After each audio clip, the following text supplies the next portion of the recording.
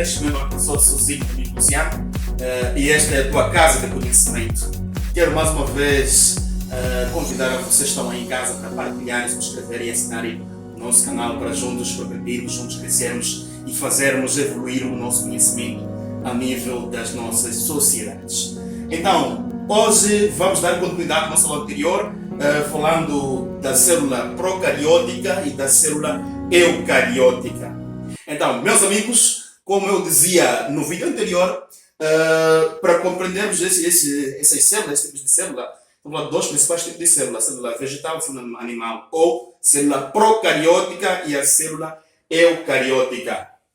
Temos uma palavra de lance, aqui vamos compreender a palavra eucariótica. Essa palavra provém do grego, na sua definição, o eu, que significa verdadeiro, e o kairo, que significa núcleo. Então, dissemos nós, apresenta um núcleo verdadeiro ou apresenta o verdadeiro núcleo.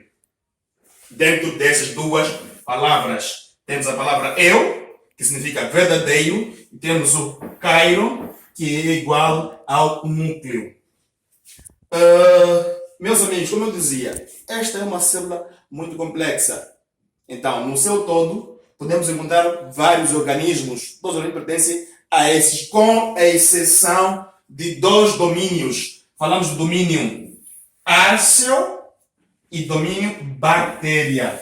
Esses não apresentam o núcleo verdadeiro, mas também são células, fazem parte das células eucarióticas.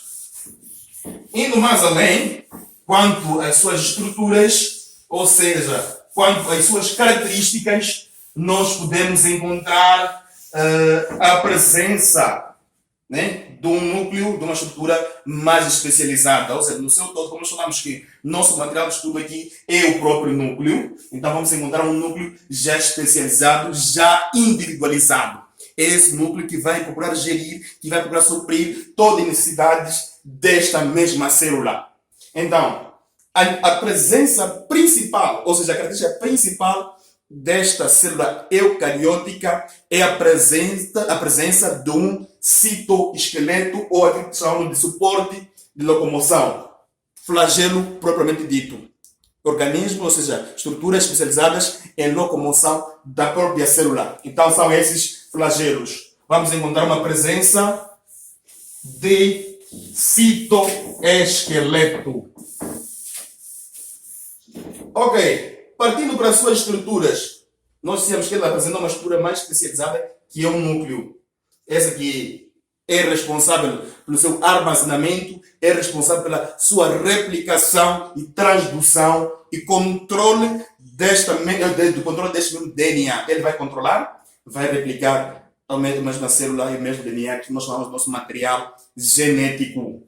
Esse material genético é responsável pelas características fenotípicas e genotípicas do indivíduo. Então, é esse nosso DNA. Então, podemos encontrar aqui duas divisões, ou seja, nessa mesma estrutura, duas divisões. Falamos do núcleo e falamos do citoplasma. Citoplasma, vamos juntar todas as estruturas, vamos juntar todo aquele líquido que está dentro da mesma célula, né? Então, estarão lá essas duas estruturas devidamente identificadas e especializadas. Quanto à sua estrutura, podemos encontrar nesta mesma célula eucariótica. Atenção, amigo, estamos falando de célula eucariótica.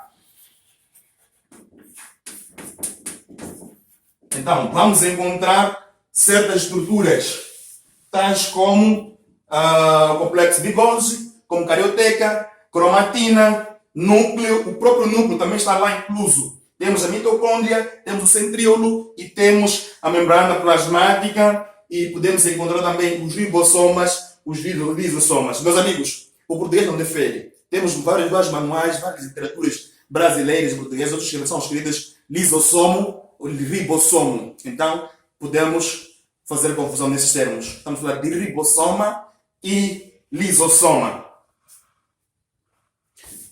Indo mais além, vamos partir para a célula procariótica. Meus amigos, a célula procariótica, essa é a mais simples. Por quê? Todos são seres unicelulares, seres que apresentam única célula. E só para chamar a atenção, essas células apresentam-se em um tamanho mais pequeno com relação à célula eucariótica. Então, por isso elas são simples. Vamos falar de células procarióticas.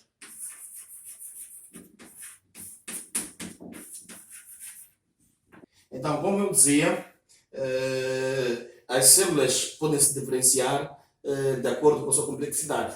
As células eucarióticas são complexas, mas falar da célula procariótica são as mais simples, porque são as primeiras na Terra e esses são unicelulares. Eles apresentam-se de uma forma linear, podem formar colônias e pequenos grupos. Estamos a falar das bactérias, cianobactérias, ou mesmo algas azuis e algumas cianofícias. Estamos a falar de algas cianofícias, bactérias cianofícias ou cianobactérias. Então, esses são unicelulares para representarem única célula e de uma forma linear ou colônia ou mesmo grupos.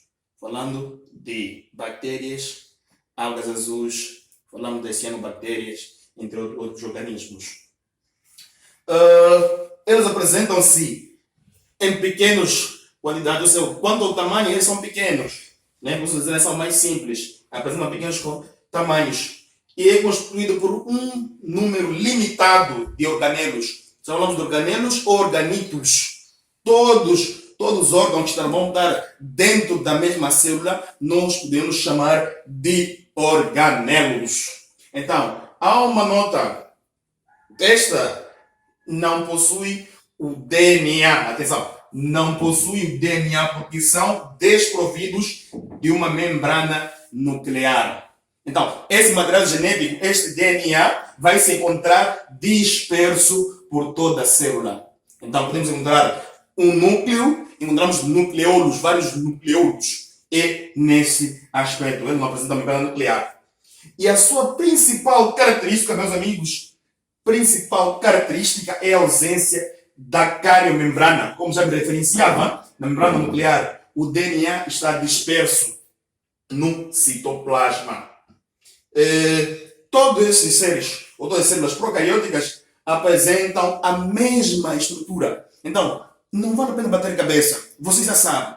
Na célula eucariótica, ela apresenta vários organelos. Mas para a célula procariótica, eles apresentam uma única célula e são mais simples. A primeira forma de vida na Terra são essas, as procarióticas. Então, ela tem uma estrutura rígida, rigorosa. Então, preste atenção, meu amigo, para compreender essa estrutura. Temos aqui, desse lado da estrutura, membrana citoplasmática.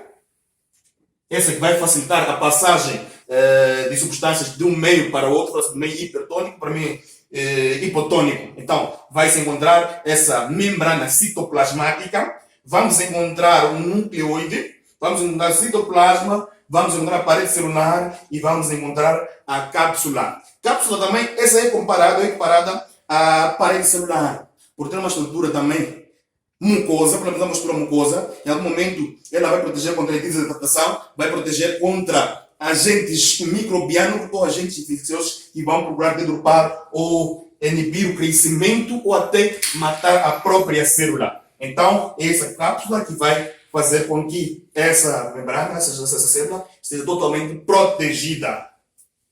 E há uma nota também a mencionar dentro deste contexto. Em algumas bactérias, existe uma membrana externa, chamamos de camada fosfolipídica, uma bicamada. Elas vão apresentar sob forma de filamentos de um par conjugado. Essa também vai conter, ou seja, que nós chamamos de polissacarídeos. Falamos bases azotadas, falamos também de açúcares.